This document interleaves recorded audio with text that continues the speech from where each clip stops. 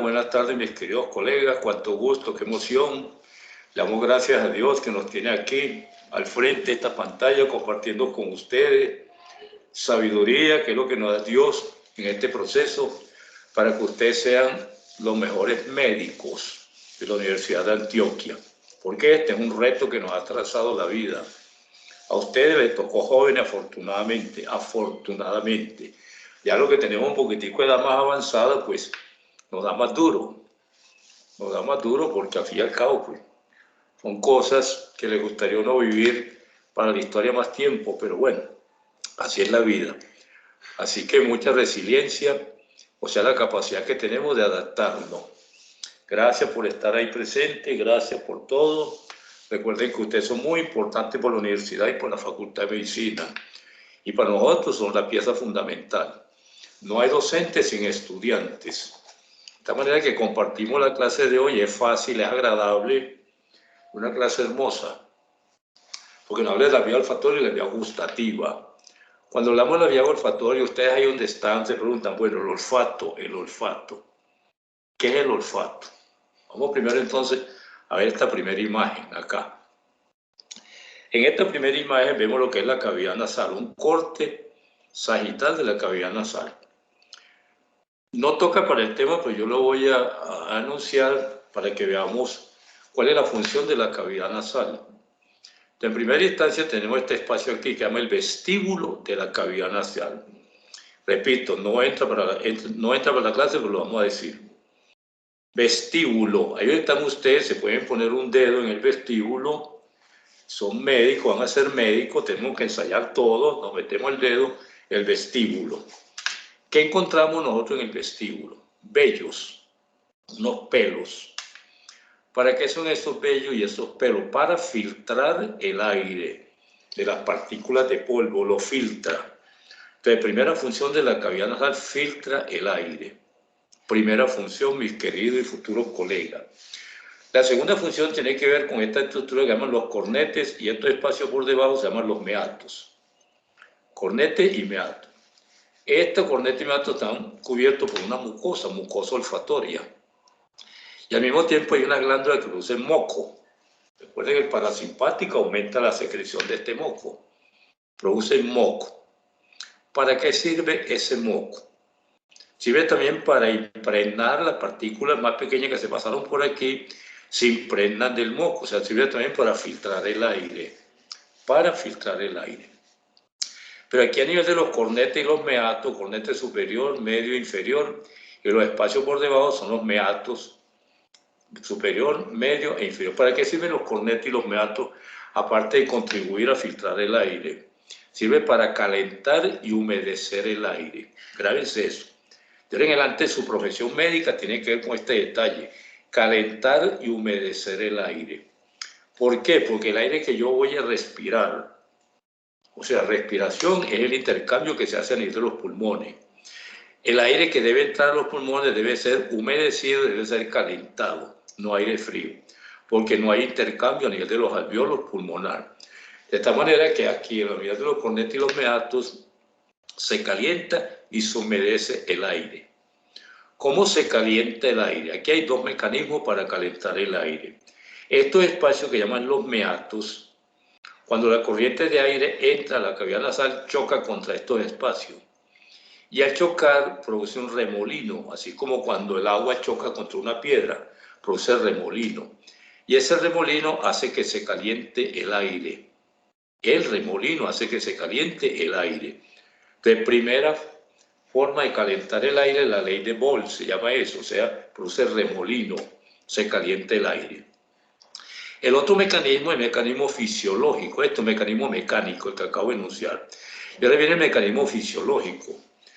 ¿Qué hace la cavidad nasal para calentar el aire? Por ejemplo, cuando estamos en Bogotá o en clima frío, dilata los vasos sanguíneos de la cavidad nasal. Y al dilatar los vasos, ¿qué hago yo? Libero calor. Y al liberar calor, estoy calentando ese aire. Estoy calentando el aire. Por eso cuando subimos a altura demasiado alta, hay vasodilatación. Y ese frío, con esa vasodilatación, puede producir sangrado nasal. Y ese sangrado nasal se llama epistaxis. simplemente por la vasodilatación que se produce para calentar el aire. El clima caliente es todo lo contrario, hay vasoconstricción, porque el aire está más caliente, entra caliente, o sea, no hay necesidad de calentarlo a nivel de la cavidad nasal. Entonces, repito, los cornetes y los meatos tienen esas dos funciones. Primero, contribuir a filtrar el aire y segundo, humedecer y calentar el aire. Eso es lo que llama la segunda función. Primero, filtrar el aire. Segundo, humedecer y calentar el aire. Tercero, permite el paso del aire, que es lo lógico. Permite el paso del aire hacia las vías respiratorias. Y cuarto, esto aquí. En el techo de la cavidad nasal voy a encontrar yo una mucosa, que es la mucosa olfatoria. Mucosa olfatoria. O sea, ese es el tema de hoy. En el techo de la cavidad nasal voy a encontrar la mucosa olfatoria. Y ese techo está formado por este hueso que se llama el hueso etmoides. Etmoides. Ahí encuentro esta neurona olfatoria. Y esa neurona olfatoria se considera la neurona primaria del olfato. La neurona primaria. Y es el primer par craneal, la neurona. Miren que aquí hay una estructura que llamamos el bulbo olfatorio, donde esta neurona va a hacer sinapsis, como vamos a ver ahora, que empecemos a relatar lo que es la vía olfatoria. Nos quedamos en la mucosa olfatoria, ¿y qué más vamos a encontrar aquí? La neurona olfatoria de carácter bipolar. Bipolar. La dendrita de esta mucosa tiene forma de cepillo. Vamos a ver acá en este dibujo que yo siempre les hago acá. Esta es la mucosa olfatoria. Entonces, esta es la neurona olfatoria o primer par craneal nervio olfatorio. Y miren la dendrita que tiene una forma de cepillo.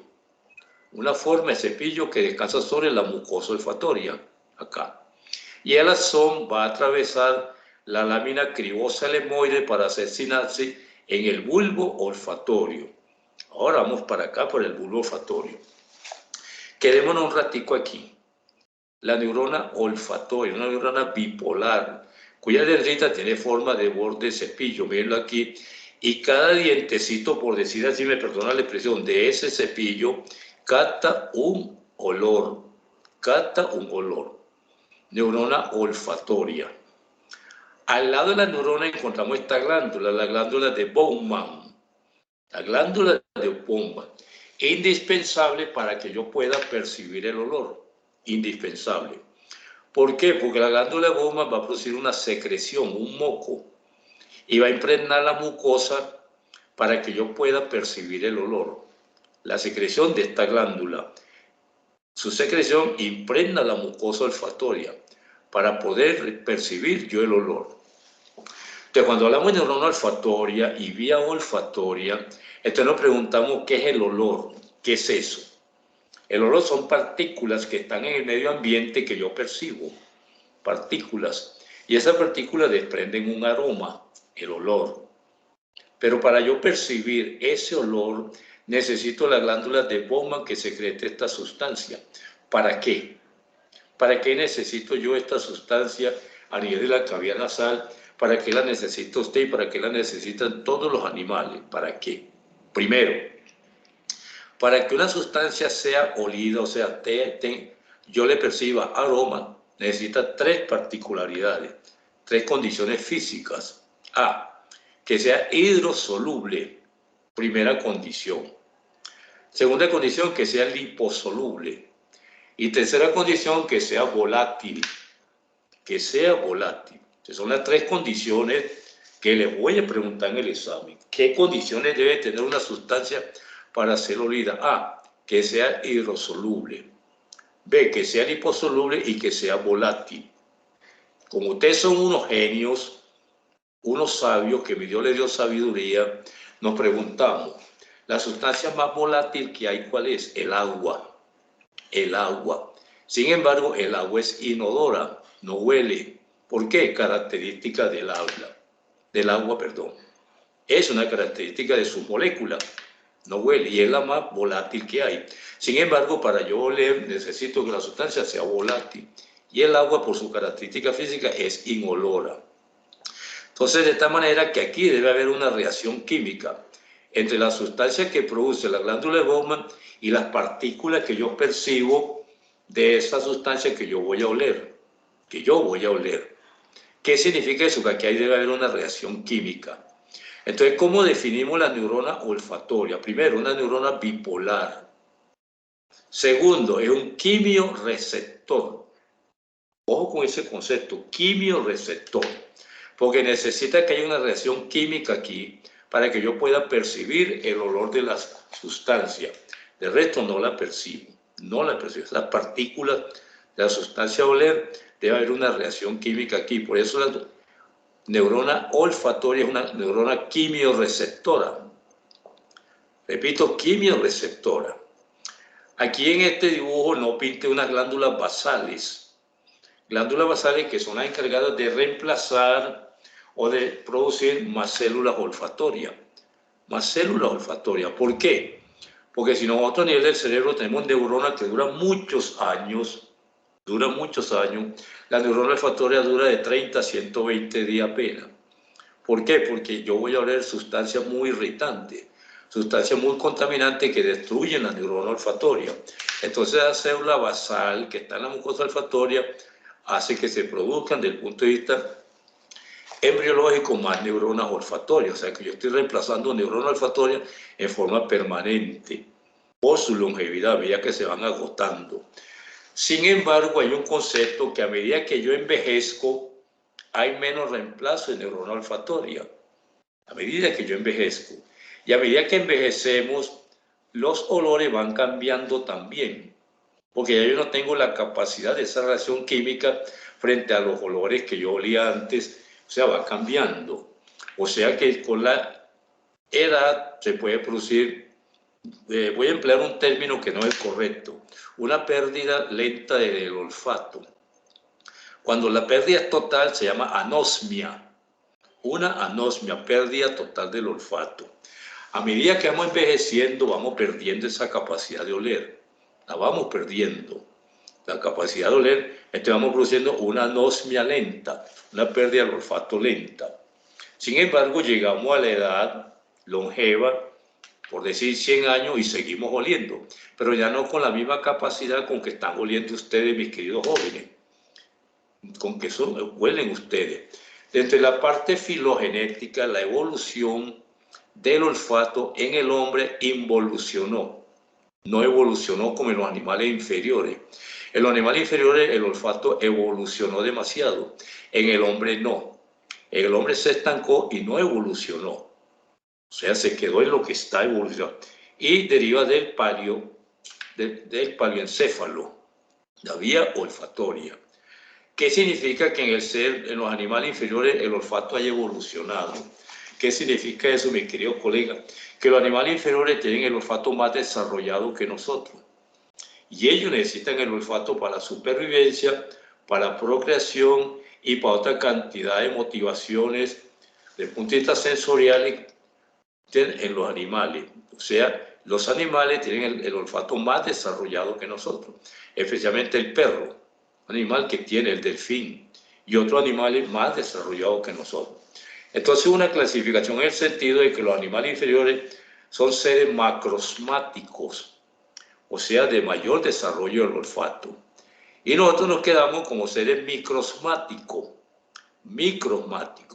Sin embargo, la capacidad que tiene nuestro cerebro de percibir olores es demasiado grande, demasiado grande. Estudios histológicos de esta mucosa olfatoria dicen que el hombre tiene aproximadamente unos 30 millones de neuronas, mientras que los animales tienen aproximadamente 100 millones de neuronas por centímetro cuadrado a nivel de la mucosa olfatoria, o sea que ellos tienen más.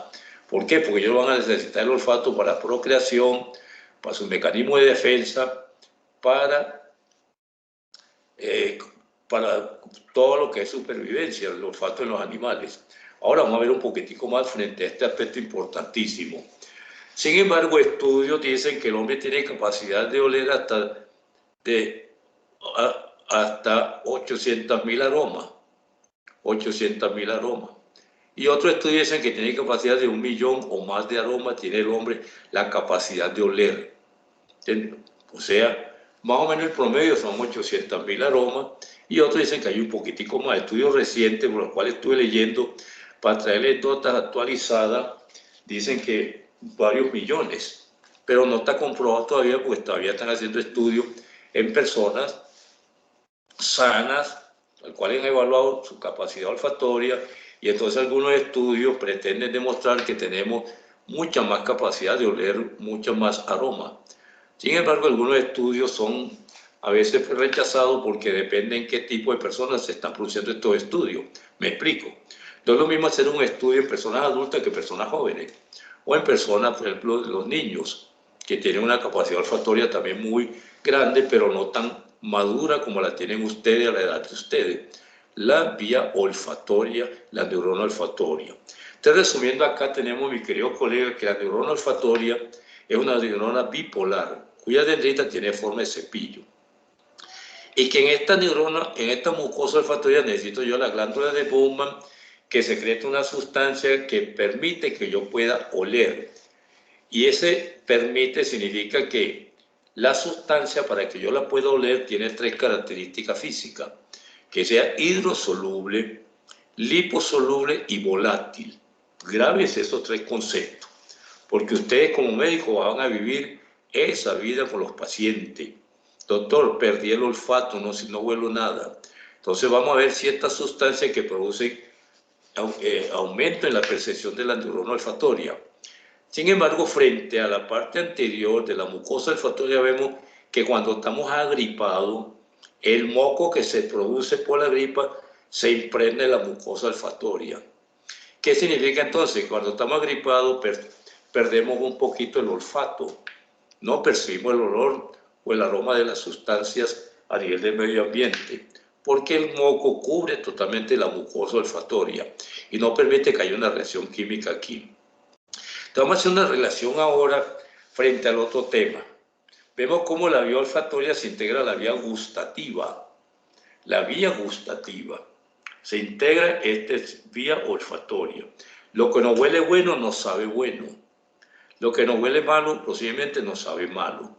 Pero lo que nos huele malo va a haber una reacción de vómitos, de náusea, precisamente por esa característica.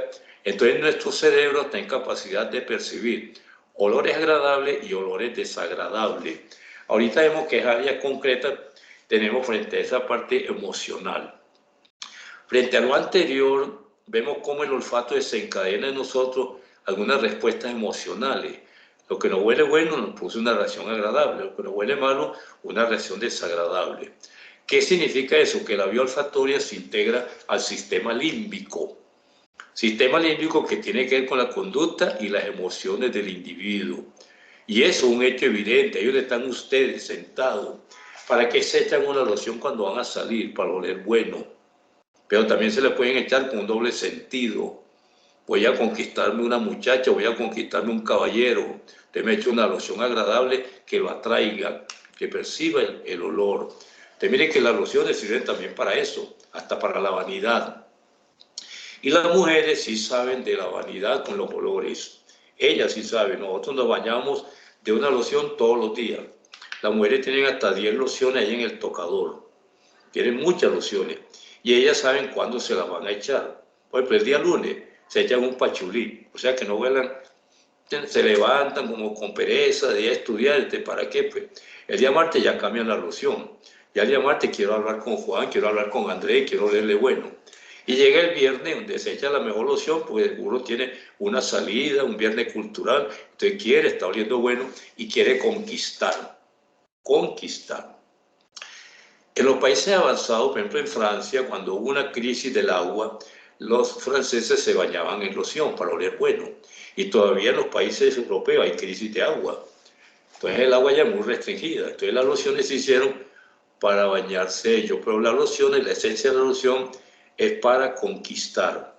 Esa es la esencia de la loción, para conquistar, para producir aroma agradable al cerebro, a nuestra conducta emocional. Por eso nuestros alimentos tienen un aroma, que lo percibimos a través de esta vía olfatoria, a nivel de la mucosa olfatoria o a través de otra vía que vamos a ver más adelante. Entonces Entonces aquí en esta mucosa olfatoria encuentro la neurona primaria, o sea, neurona bipolar, que constituye el primer par craneal. ¿Qué sucede aquí en adelante, mis queridos colegas? El axón de esta neurona pasa por la lámina cribosa lemoide y va a asesinarse con esta neurona que tengo yo pintada de verde, que llama la célula mitral. La célula mitral. Aquí hay una sinapsis. Célula mitral. Pero voy a constituir lo que es el bulbo olfatorio. Entonces, ¿qué es el bulbo olfatorio? Aparte de estar constituido por una sinapsis entre la neurona olfatoria y la célula mitral, tengo otros dos tipos de neuronas, una aquí y otra aquí intermedia. Otro tipo de neurona. Y esta neurona la vamos a llamar neurona estrellada interna y la neurona estrellada externa. Externa e interna. Si ustedes observan este dibujo aquí, se los traigo acá. Miren este dibujo ampliado. Este punto de referencia aquí es este punto acá. Este. Donde convergen cuántas neuronas en esta sinapsis que hay entre la neurona olfatoria y la célula mitral. ¿Cuántas neuronas convergen aquí? 4. Una, la neurona olfatoria. 2, la dendrita de la célula mitral. 3, el axón de la célula estrellada externa. Y 4, puede ser el axón o la dendrita de la célula estrellada interna. De tal manera que este punto de referencia se llama el glomérulo olfatorio. Glomérulo olfatorio, donde convergen 4 neuronas, este punto. Nos preguntamos, ¿qué importancia tiene este glomérulo olfatorio? En el pasado yo les dije que la vía olfatoria es la única vía que no hace sinapsis en el tálamo. Y el próximo examen tiene sobre tálamo y hipotálamo. La vía olfatoria es la única vía sensitiva que no hace sinapsis en el tálamo. Entonces, ¿para qué sirve el glomérulo olfatorio? El glomérulo olfatorio es donde yo percibo de forma rudimentaria los olores.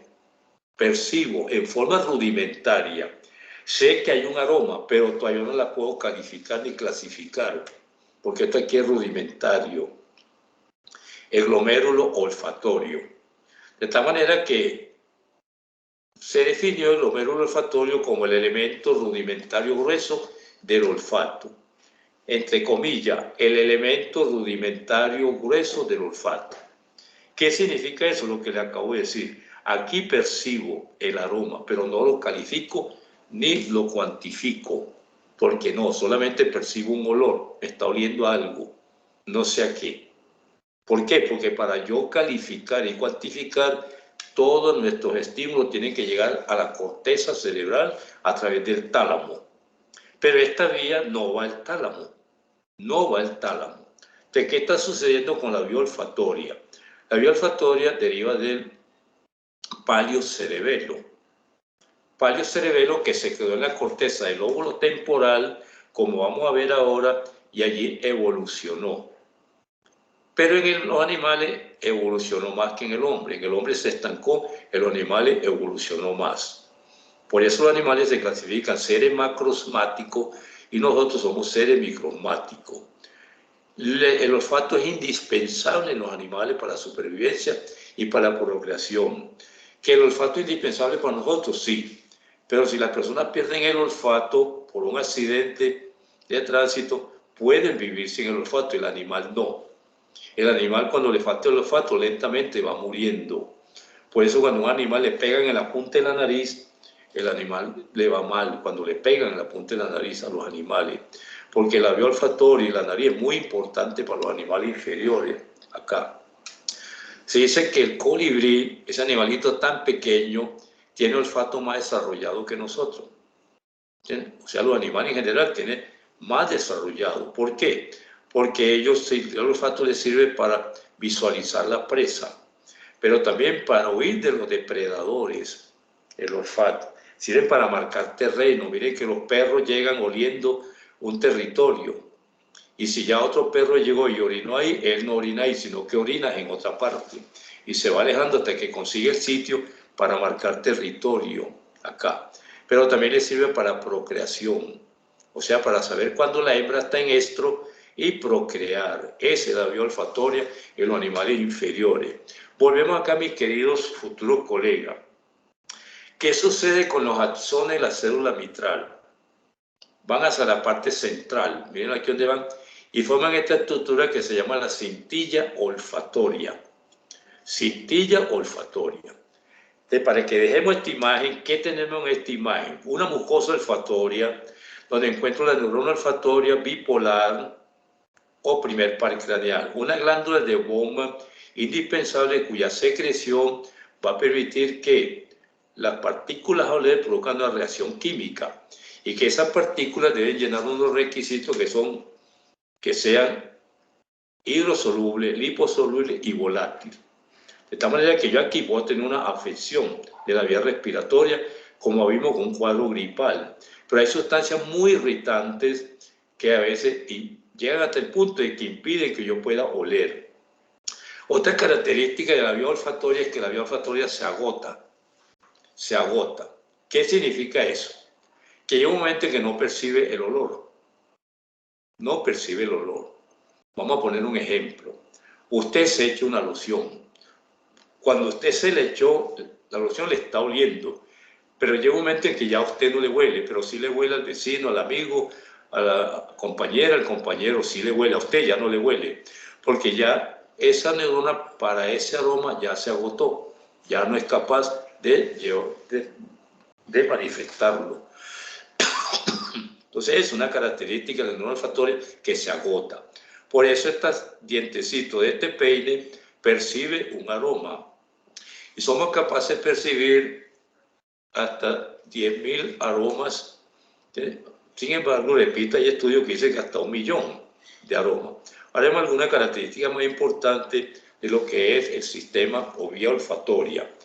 En el bulbo olfatorio, ¿qué teníamos? Teníamos la célula mitral que hace sinapsis con la neurona olfatoria, con el axón de la neurona olfatoria.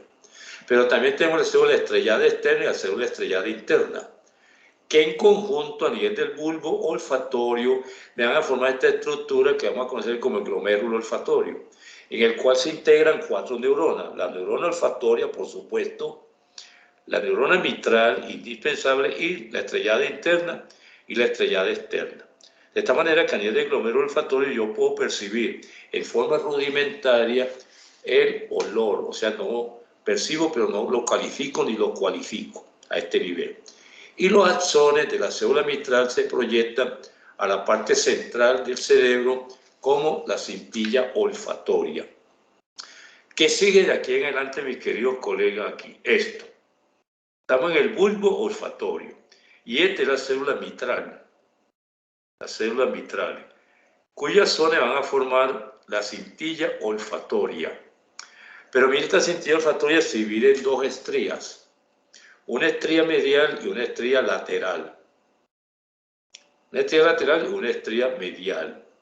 La estría medial sirve para unir axones al lado contralateral. Al lado contralateral.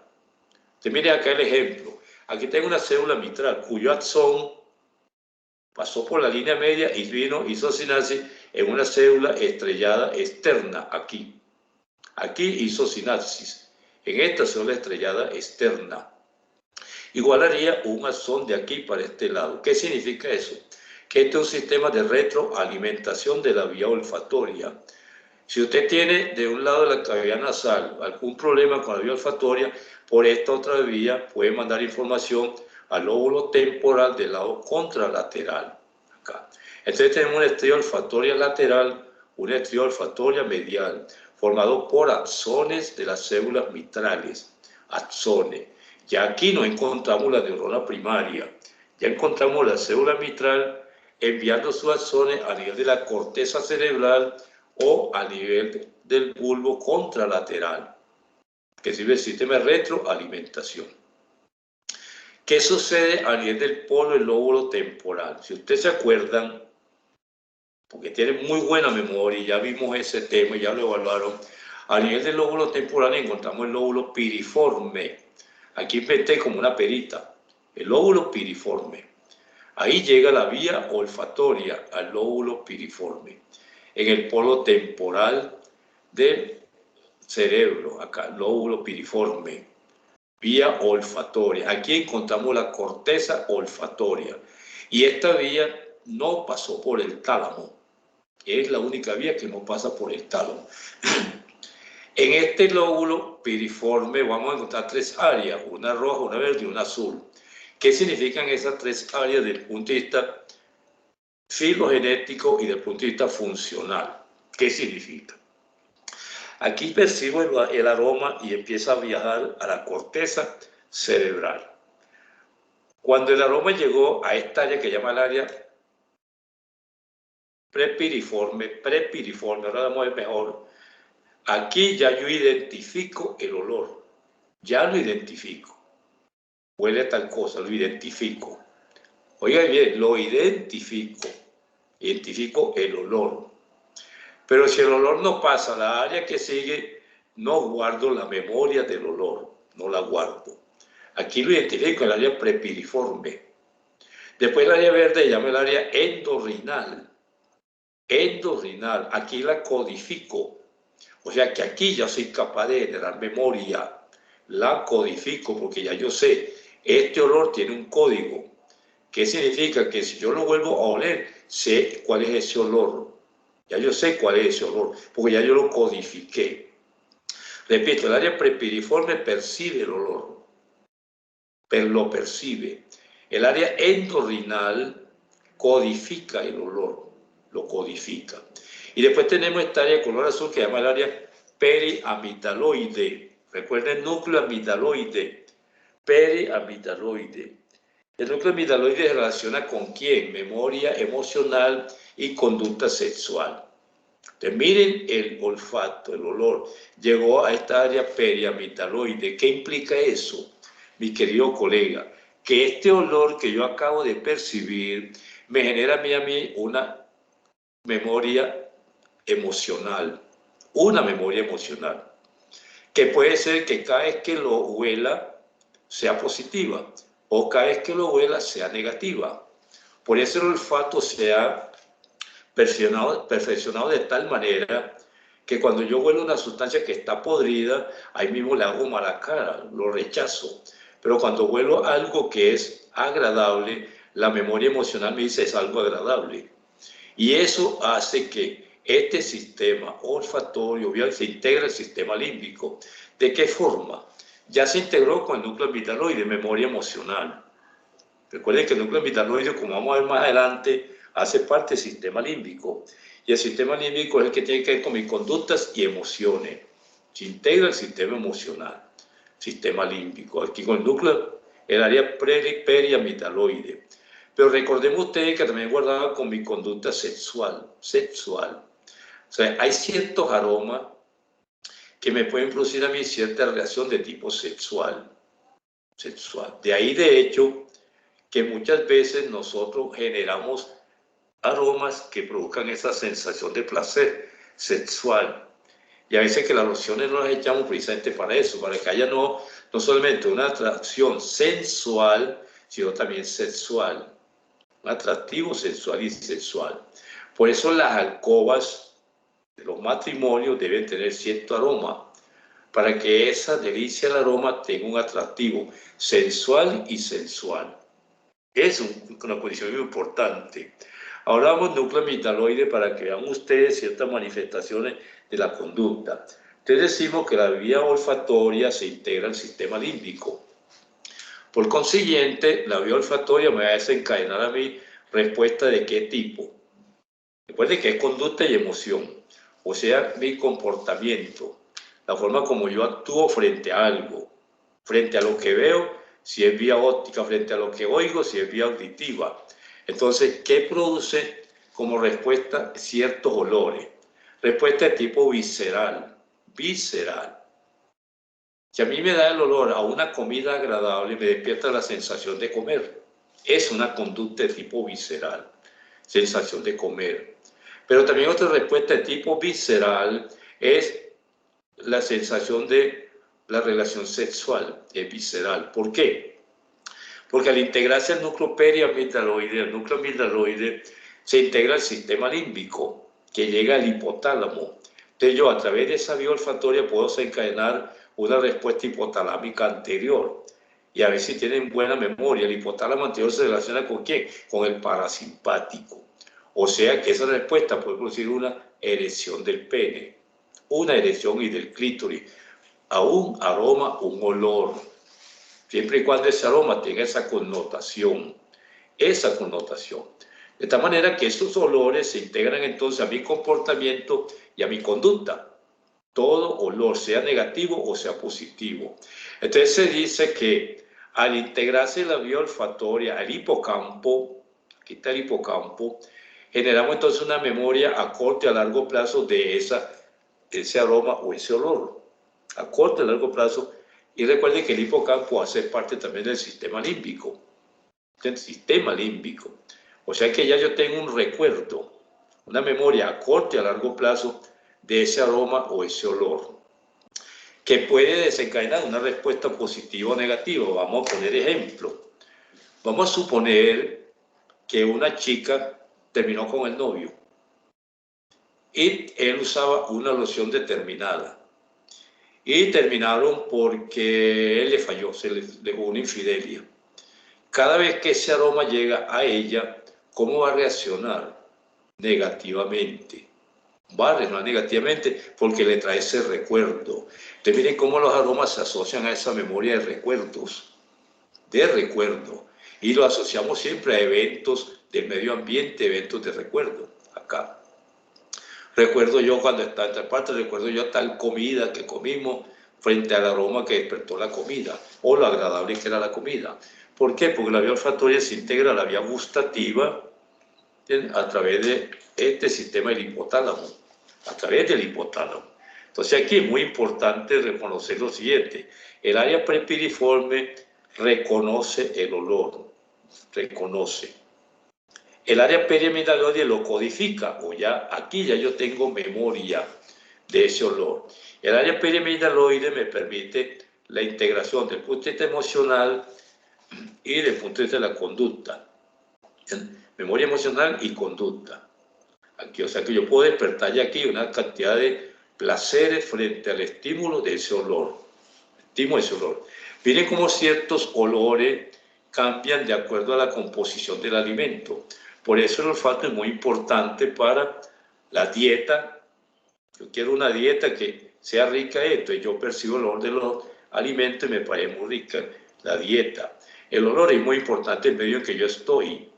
Me permite supervivencia en el medio en que yo estoy como persona. Cuando llegamos a una parte y huele desagradable, mi respuesta ¿cuál va a ser? No, pues yo aquí no me quedo. Por decir, vamos a un hotel, a una residencia, y de entrada huele feo. No, yo aquí no me quedo, esto huele muy feo, aquí como que hay desaseo.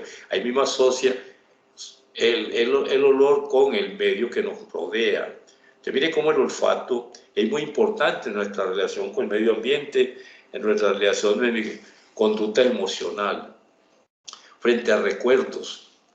Tiene una capacidad de memoria tremenda el olfato. Acá está vía olfatoria. Entonces recuerden, el área prepiriforme, aquí reconozco el olor, aquí lo codifico y aquí lo integro a la parte emocional, la conducta emocional y del sistema límbico con la región periamidaloide. Esto es lo importante de la vía olfatoria.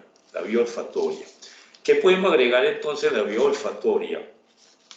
Decimos entonces en primera instancia que la falta del olfato se denomina anosmia. En primer concepto. El segundo concepto es que las sustancias tienen partículas que huelen, o sea, olorosas, pero otras partículas que no huelen. De tal manera que yo califico la sustancia como olorosa e incolora. Yo lo clasifico en ese sentido. El sentido del olfato es un sentido químico, porque necesita que haya una reacción química para yo poder percibir la sustancia. Y tenemos aquí entonces que el lóbulo piriforme es el área cortical donde yo proceso toda la información de esa vía olfatoria. Tener en cuenta todo eso. Que la vía olfatoria, desde el punto de vista embriológico, deriva del paleoencéfalo. Y desde el punto de vista filogénico, los animales evolucionaron más que nosotros la vía olfatoria, porque ellos la vía olfatoria es muy importante para la supervivencia y para la procreación. y para generar una cantidad de cambios conductuales, como les dije, sellar espacios, oler a distancia su amo o el peligro, o percibir muchas cosas que son desagradables para el olfato aquí. Decimos entonces, repito, que el área prepiriforme es el área donde yo reconozco el olor, el área endorrinal donde lo codifico, el área periamidaloide donde lo integro a mi conducta emocional y a la memoria emocional y a mi conducta emocional. ¿De acuerdo? Pues, aparte de eso, se ha especulado mucho y se dice que hay 3 vías olfatorias. 3 vías olfatorias. Miren que la vamos a analizar con calma. Esta es la vía olfatoria normal a los aromas. Pero hay una vía olfatoria que se hace a través del nervio trigémino y a los irritantes. Cuando hay una sustancia irritante, por ejemplo, ustedes todavía han entrado, creo que ya entraron a la sala de anfiteatro con el formol. El formol. Esa sustancia irritante viaja por un sistema que es el sistema del nervio trigeminal. Nervio trigeminal. Produce una reacción tremenda que produce rinitis, produce lagrimeo y puede producir estornudo y cualquier otra sustancia irritante. Y tenemos un tercer sistema que es el sistema vómero-nasal, que en el hombre no funciona adecuadamente, los animales sí. Como vamos a ver ahora, el sistema vómero-nasal en los animales tiene que ver con las ferormonas. Y las ferormonas son sustancias que producen los animales y sirven para identificar cuando la hembra está en estro para la cópula, la feromona. De tal manera que en los animales ese órgano vómero-nasal está bastante desarrollado, pero para las feromonas, acá. La vía trigeminal es una vía accesoria del olor para sustancias demasiado irritantes, que produce lagrimeo, produce estornudo y produce irritación local, como por ejemplo el caso del formol. Y habrá otras sustancias que ustedes han logrado percibir que producen esas reacciones de la vía olfatoria. Decíamos entonces que por la capacidad del olfato los animales son macrosmáticos y nosotros los seres humanos somos microsmáticos. Acá. A los animales les permite identificar alimentos, depredadores, la presa pues para que van a consumir, permite también pues generar su espacio. Bueno, tenemos también entonces que ¿cuáles son las funciones específicas entonces de la vía olfatoria? ¿Cuáles son las funciones? Hay varias, les decimos. Son vitales para la supervivencia, tanto en el hombre y para la mujer. ¿Por qué? Porque nosotros percibimos olores, por ejemplo, cuando huele a quemado, lo asociamos con incendio, con algo que está pasando. De la supervivencia, salimos corriendo o vamos a ver qué es lo que está pasando. En los animales sirve también para identificar el depredador. Pues los animales depredadores. Para identificar sustancias nocivas, que son desagradables y contaminantes. Él colabora con el sentido del gusto, en la vía olfatoria, en el sentido de que ya habíamos visto que la comida que tiene buenos olores, pues nos saben bien, aparentemente desde el punto de vista psicológico. Permite identificar una gran variedad de olores, más o menos entre 5 y 10.000 aromas puede identificar el hombre, a pesar de que hay estudios recientes que dicen que hasta 1 millón y más podemos identificar de aroma. Refuerza la memoria emocional, ya la vimos, cómo el olfato nos puede reforzar la memoria emocional frente a otras cosas que se han sucedido. Nos permiten asociar muchos factores a nivel del olfato. Es uno de los primeros en diferenciarse desde el punto de vista filogenético, el olfato. Mire que los niños son capaces de reconocer a mamá por el olor que emite la mamá, que no son feromonas, son olores, ¿sí? Y el niño es capaz de reconocer. Miren que son recién nacidos y al niño lo carga otra persona y le pone a llorar, no percibe el aroma de la mamá acá. Permite captar la calidad y la concentración de los olores, evaluar la naturaleza de los olores, ¿sí?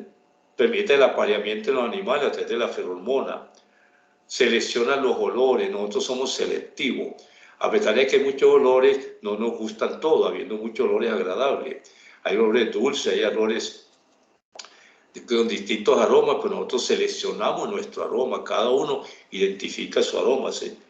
detecta depredadores, especialmente los animales, detecta el olor de los alimentos cuando están descompuestos, o sea, un mecanismo de defensa. Y se dice también que la persona sordociega, las personas que son sordos y ciegas al mismo tiempo, tienen la vía olfatoria más desarrollada que las personas normalmente. La sordociega permiten la excitación, permiten controlar los estados de ánimo. Muchos olores nos deprimen, otras veces nos ayudan a la supervivencia, nos estimulan. Se relaciona con las emociones, con nuestra memoria, los olores. Y hay una cantidad de aspectos muy importantes que frente al estudio se dice lo siguiente. Miren lo que voy a analizar acá y es muy importante. El ojo puede ver 10 millones de colores. El ojo puede ver 10 millones de colores. El oído puede distinguir 340 sonidos. Y el olfato puede distinguir 10.000 estímulos olorosos. Pero según los estudios puede distinguir un poquitico más. Entonces eso es muy importante. Entonces miren estas comparaciones que hicieron esos estudios. El ojo puede ver 10 millones de colores. Miren esa variedad de colores que se produce, 10 millones. El oído puede distinguir 340 sonidos. Y el olfato puede percibir hasta 10.000 estímulos de aromas. Hay un detalle muy importante acá que dice que todos los estímulos del olfato que llegan a la vía olfatoria, al lóbulo piriforme, solamente podemos conservar 200 recuerdos. De esos 10.000 posibles que lleguen, 200 recuerdos podemos conservar. 200. La razón, muchas veces no lo ponemos en práctica, no le paramos bola a ciertos olores, o nos adaptamos a ciertos olores, o son los olores más comunes en nuestro ambiente. 200 olores somos capaces de recordar de esos posibles 10.000 que tenemos. Y entonces han clasificado, algunos que han hecho estudios, en 10 olores básicos. Por ejemplo, el olor floral, o sea, la fragancia, las flores, es más importante. Después el leñoso, el olor pues, al árbol seco, que lo han utilizado también como medio para atraer. Si usted va a un almacén donde venden muebles, el aroma está oliendo a muebles. El olor a fruta, pero no cítrica. Fruta no cítrica. Recuerde que lo cítrico es distinto, tiene un olor distinto. El olor químico, o sea, los detergentes, el alcohol, el amoníaco, el cloroformo, son olores químicos. El olor mentolado, o sea, refrescante. El olor dulce. Usted sabe cuando una loción es dulce, cuando una loción no es dulce. El olor a quemado, cuando algo está quemando, que es un sistema de alarma. El olor a podrido, cuando está descompuesta una sustancia, una comida. El olor ocre o rancio. Sabemos que no está podrido, pero está rancio, por ejemplo, el queso. El queso se pone rancio, otra sustancia.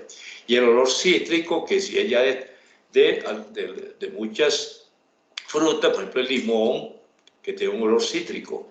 Te miren que hay 10 olores básicos que han distinguido. Y por último decimos entonces que el olor brinda información del medio ambiente, de los alimentos, de los mismos animales entre sí, de la descomposición de la sustancia y que se relaciona en la conducta alimenticia y nuestra conducta social. Esa es la característica de la vía olfatoria, mis queridos y futuros colegas. Bueno, entonces, pasamos acá y miren esto. Este otro dibujo. Miren, yo percibo el olor aquí en el núcleo ambitaloide. Ustedes recuerden que el núcleo ambitaloide es una vía eferente que va al hipotálamo anterior. O sea que ese olor me puede desencadenar una respuesta visceral de tipo parasimpática. ¿Cómo qué? Yo había dicho que depende del olor podía producir una reacción a nivel de la erección. Pero el olor también puede desencadenarme a mí una respuesta de tipo visceral, por ejemplo, la salivación. Cuando hay un aroma agradable de esa comida me produce salivación, aumento de la producción de jugo gástrico, o sea, es una respuesta visceral a través del nervio vago. La salivación a través del núcleo salivatorio superior y salivatorio inferior. Pero al mismo tiempo, miren acá cómo ese olor que se integró por vía trigeminal se integra a este sistema y me produce lagrimeo. Si aumenta la producción de lágrima a través del parasimpático que hace sinapsis del núcleo fenopalatino y de ahí viaja a las glándulas lagrimales. Pero miren acá que hizo sinapsis el núcleo dorsomediano y el grupo nuclear anterior del tálamo. ¿Se acuerdan de eso? Que se proyectaba en el lóbulo frontal, que llamamos radiación talámica anterior. ¿Qué significa, mi querido colega, esto? Que este olor que yo percibí, que se integró al tálamo y al hipotálamo, llega la información al lóbulo frontal. O sea, que yo soy consciente de lo que estoy oliendo. Soy consciente de mi respuesta frente a ese olor, cualquier tipo que ella sea. De esta manera, entonces, que el olor me desencadena a mí una respuesta de tipo visceral A. De tipo conductal, yo tomo acciones frente a lo que estoy oliendo, reacciono, mi conducta. De tipo visceral, de tipo conductal. ¿Entiendes? Acá. Son respuestas de la vía olfatoria, porque esto es sistema límbico. Sistema límbico acá. ¿De acuerdo? Bueno, esta es la vía olfatoria. Me desencadena respuesta de tipo visceral, respuesta de tipo conductal y respuesta de tipo emocional.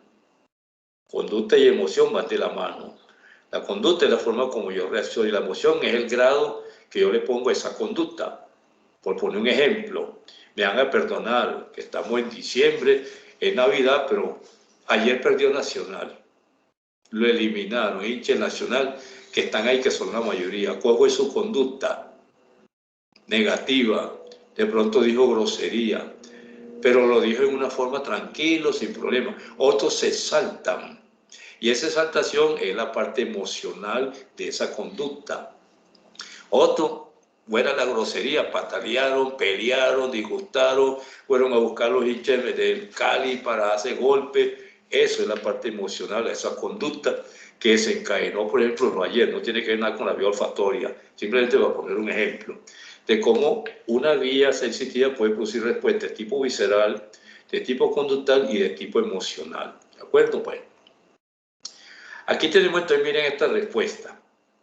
Llegó al hipotálamo y del hipotálamo viajó a la formación reticular.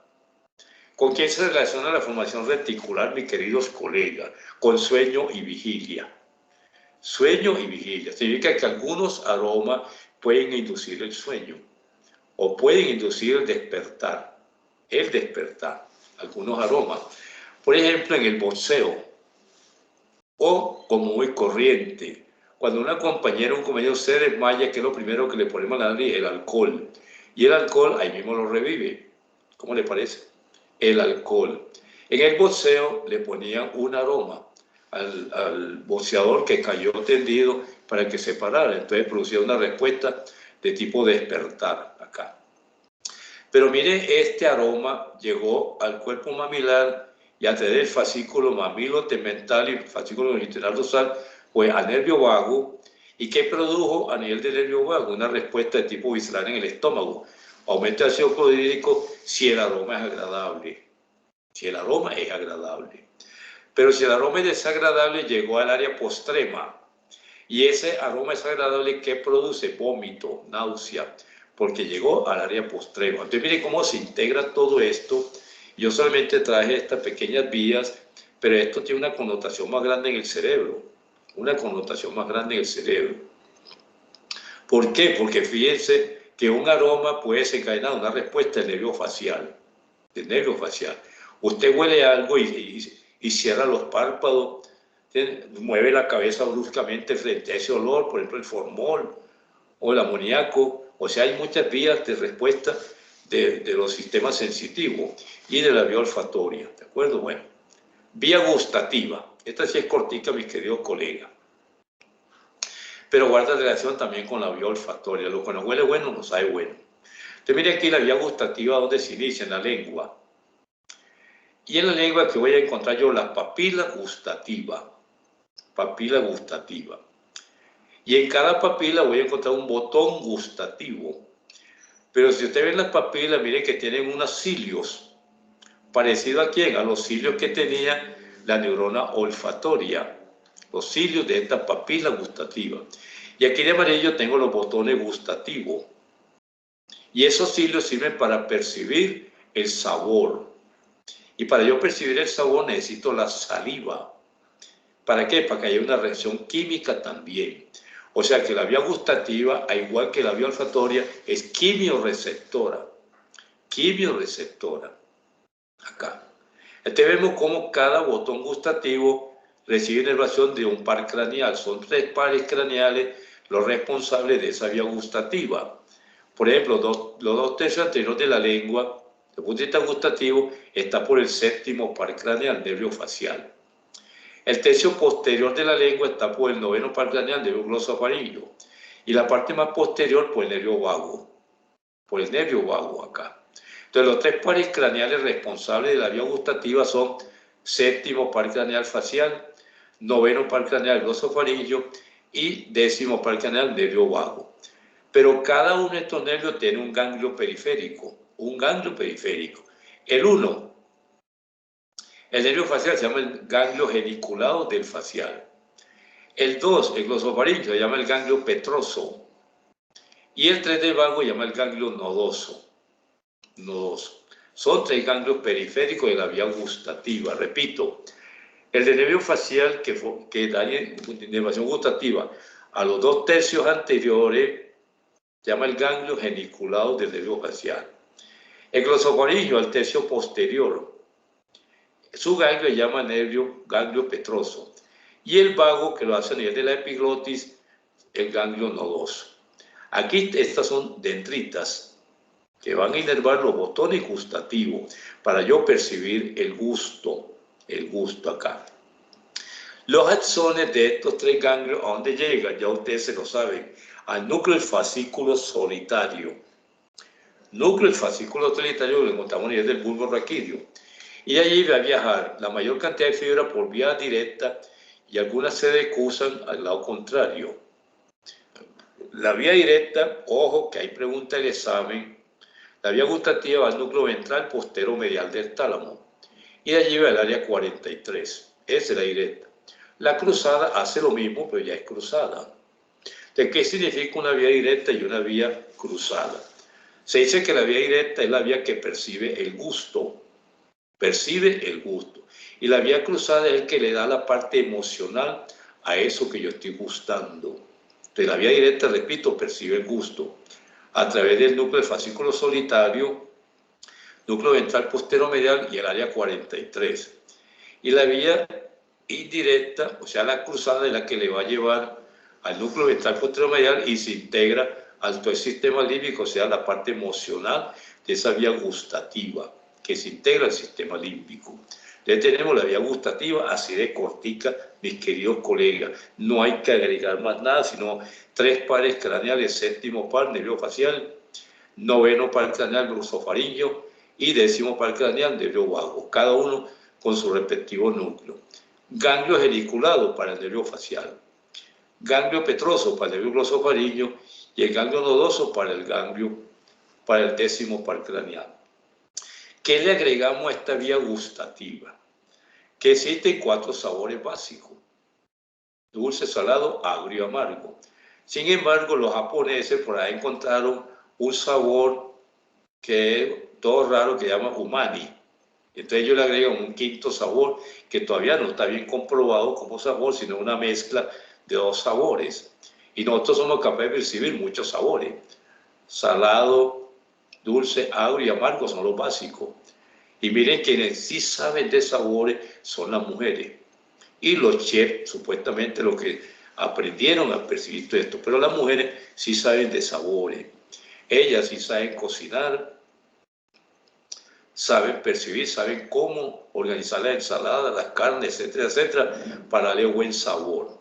Entonces hay 4 sabores básicos con uno agregado, que es el umami, pero son dulce, salado, agrio y amargo, los cuales se van a percibir a nivel de las papilas gustativas, que están inervados los botones gustativos por el 7º, 9º y 10º par craneal. De estos 3 pares craneales, las 2 tercios anteriores de la lengua por el nervio facial. Eso es muy importante. Este nervio aquí se llama la cuerda del tímpano, lo van a ver ustedes más adelante cuando vean el nervio facial, creo que el doctor Carlos Estrada, bueno. Perdón, Esta vía gustativa también se integra al sistema límbico, lógico, porque algunos sabores me van a producir respuesta de tipo conductal, de tipo visceral y de tipo emocional. Algunos sabores. Y eso, por ejemplo, con los niños es muy importante. Cuando los jarabes se preparan, jarabes dulces, jarabes amargos, jarabes agrios, es difícil darle una cucharadita a un niño que ellos perciben los sabores y son capaces de vomitarlo. Entonces la mayoría de los jarabes hoy en día vienen en una preparación un poco dulce, porque viene muy amargo y lo vomitan los niños. Y lo dulce se percibe en la parte anterior y lo amargo en la parte posterior acá. Aquí repito, miren ya una imagen, que la veamos bonita, los cilios de la célula olfatoria. Miren qué forma de cepillo. Aquí la neurona olfatoria y aquí está la célula mitral, formando el tracto o la vía olfatoria aquí. Y esta es la vía principal que va al cuerpo amitaloide, una vía, y la otra se integra al lóbulo piriforme, de lo cual el núcleo amitaloide hace parte como el área periamitaloide, que le va a dar la parte emocional y la parte conductal a esa vía olfatoria acá. Entonces es muy importante. Aquí tenemos la vía gustativa. Mira acá, llega y va directo acá. Aquí esta se decusó, hay una que va directa. La directa da el contexto del sabor y la indirecta la parte emocional del sabor. Los tres pares craneales, el nervio facial, los dos tercios anterior, el nervio osofaringeo, el tercio posterior, y a nivel de la pilotis, el décimo par craneal, el nervio vago. Y hace sinapsis en el núcleo del fascículo solitario, que es el núcleo gustativo. Aquí lo vemos, los tres pares craneales responsables. Los dos tercios anterior, nervio facial, se llama cuerda del tímpano, verlo aquí. El tercio posterior, el nervio osofaringeo, acá. Y en la parte a nivel de la epiglotis, el nervio vago. Estos son los tres pares craneales que dan innovación gustativa. Y aquí tenemos las papilas gustativas. Aquí tenemos en el aeropuerto, tenemos una papila que llaman la papila fungiforme en forma de hongo, donde se percibe lo dulce, lo salado y lo agrio. Lo amargo a nivel de las papilas caliciformes, y en la parte más posterior también lo amargo y lo ácido acá. Vean las papilas foliáceas, que son 4 tipos de papilas que tenemos, que la van a ver mejor en un tema de anatomía y sobre todo histología. La fungiforme, la filiforme, que son la cantidad de punticos que vemos en el dorso de la lengua, la caliciforme y las foliáceas acá. Te repito, estos 3 pares craneales, aptos para preguntas de examen. Los siguientes pares craneales de innovación gustativa de la lengua, excepto el facial, los ovarillos y el vago. Esta rama facial le pusieron la cuerda del tímpano.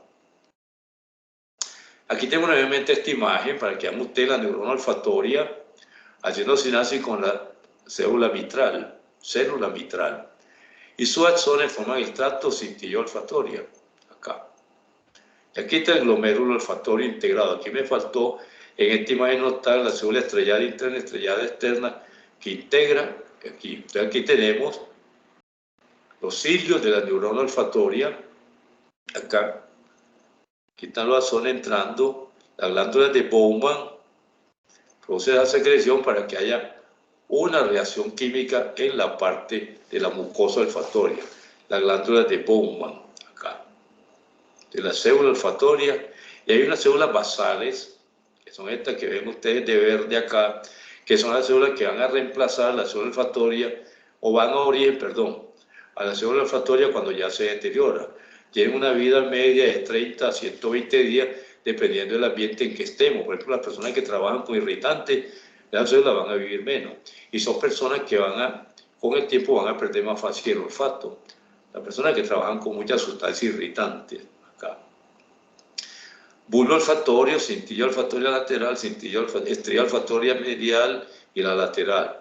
Aquí tenemos el nervio óptico, su quiasma, tercer par craneal, quinto par craneal, sexto, séptimo, octavo, 9 y 11. Aquí simplemente para ilustrar el bulbo olfatorio y la cintilla olfatoria. Y esto es lo que yo le decía del órgano vómero-nasal. En el hombre se ha especulado que existe este órgano vómero-nasal. Sin embargo, algunos científicos dicen que este órgano vómero-nasal rudimentario en el hombre, que en el pasado se dijo que era el nervio olfatorio cero par craneal, que no existe, servía para detectar el olor de ciertas comidas, más no el olor de sustancia o de origen de la comida, el órgano nasal.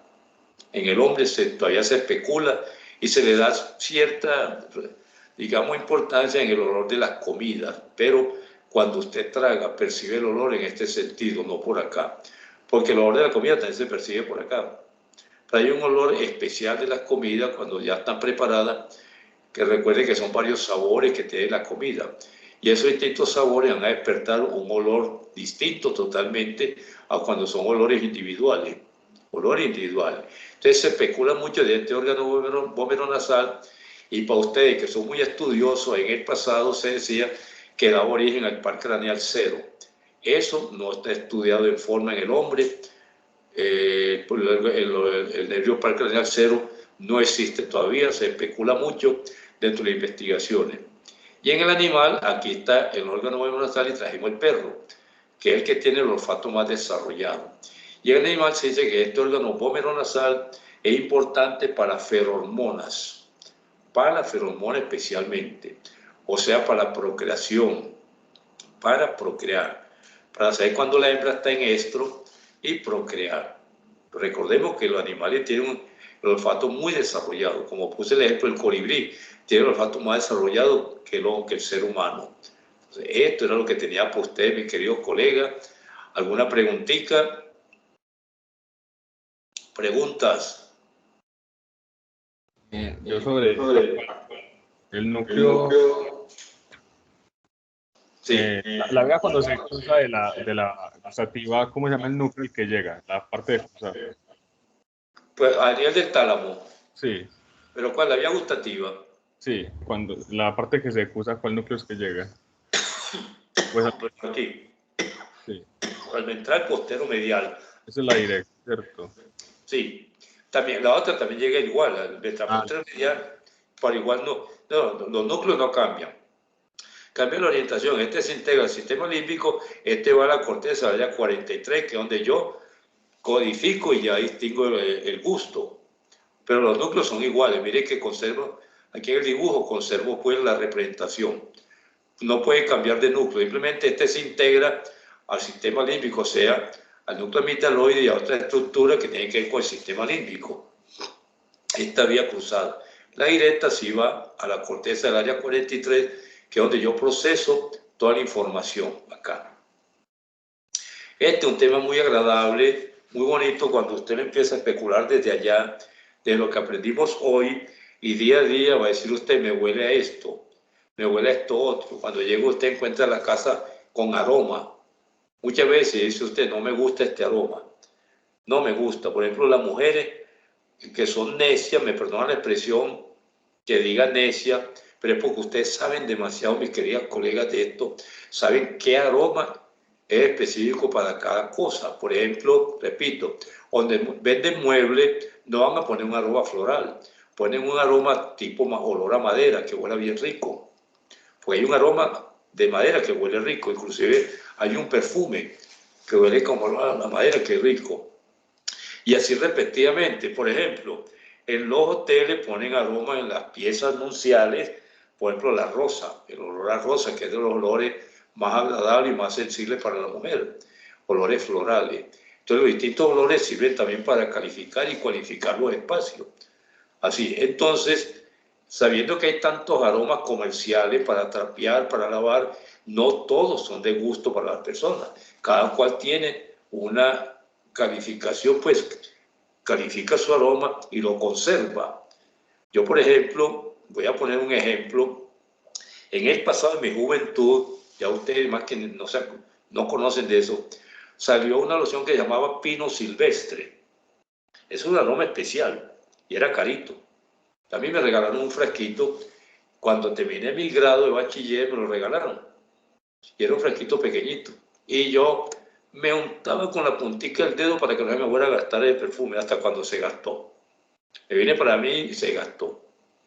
Después aquí conseguí otro y así va hasta que ya lo descontinuaron y me quedé con esa sensación como de algo que me faltaba. Ya después en otra oportunidad compré otra loción, me fueron regalando y sin embargo no todas son del gusto de uno, no todas. Y lo otro, mis queridos colegas, para que no se decepcionen, que la vía olfatoria se agota. De tal manera que date una loción que te dio la novia o la esposa o viceversa, el novio o el esposo, y te la untaste y el esposo va a llegar, pero no huelo, es que ya no hueles, tú no te hueles, pero apenas llega el esposo va a decir, mi amor, como está oliendo rico o viceversa. ¿Eh? Tú le vas a decir a tu esposo, mi amor, como huele de rico. Entonces eso, la neurona olfatoria se agota, para que tengan eso en cuenta y no se decepcionen cuando compren una loción y se la echan. Y lo otro, que hay un concepto por ahí, es que todas las lociones no, como que no pues le escalan a uno, no todas las lociones tienen esa capacidad de aroma para uno, algunas y otras no. Entonces esos son detalles que están todavía por descubrirse la vía olfatoria. En la vía olfatoria los estudios son bastante difíciles, ¿por qué? Porque es la vía olfatoria que primero se desarrolló en los seres vivos, el olfato, pero no creció tanto como los animales, no se desarrolló. Y las conexiones de la vía olfatoria son múltiples, como acabamos de ver, sistema límbico a través del sistema del núcleo de la formación reticular. Mira aquí como una comida es capaz de despertar una respuesta a nivel del estómago, acá. Y lo que llamamos las reacciones hedónicas. ¿Qué son reacciones hedónicas? Son aquellas en las cuales no hay presencia de la comida, pero te despierta la sensación de comida. En la televisión especulan mucho sobre eso. Te ponen una comida en la televisión y tú hueles y te pega el olor a la comida. Lo mismo una loción, te pega el olor y no está oliendo. Simplemente es una manifestación psicológica, se llama hedónica. Y desencadena. ¿Eso para qué ha servido? Para especular y vender. ¿A quiénes le venden? A los niños y a las mujeres. Si usted mira la televisión, hay más lociones para mujeres, para hombres muy poquitas, para mujeres. Y hay comida para niños. Para niños hay una cantidad de comida y dulces para niños, despertando esa sensación y el niño empieza a exigir a la mamá que le compre un chito, que le compre este, que le compre este otro. ¿Por qué? Porque la televisión vendió la imagen del olor y la imagen visual y la imagen olfatoria aquí de esto.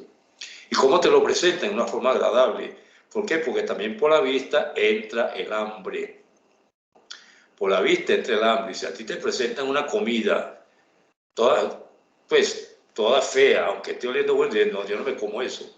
Esta comida no la habían preparado porque no te la pusieron bien arregladita. Vas a un restaurante y te la ponen bien arregladita, bien organizada. O sea que por el ojo también entra la comida, por la vista. O sea que se integra todo un sistema. Es que el cerebro de nosotros es complejo, mis queridos colegas, es complejo. Cada día se especula más, cada día usted lee más y entre más lee encuentra ciertas contradicciones con el pasado o refuerza algo del pasado. Porque esa es la idea, estudiar más el cerebro hasta dónde vamos a llegar. Nuestro computador que almacena una cantidad de memoria y a veces no nos damos cuenta porque no la usamos, no la usamos. Y no la usamos porque a veces no se presta para usarla. Por ejemplo, nosotros como médicos, si usáramos toda la memoria como médicos seríamos unos genios, pero resulta que a veces la sociedad nos limita. Voy a poner un ejemplo. Somos médicos generales, salimos a hacer medicina general y nos vamos para un pueblo.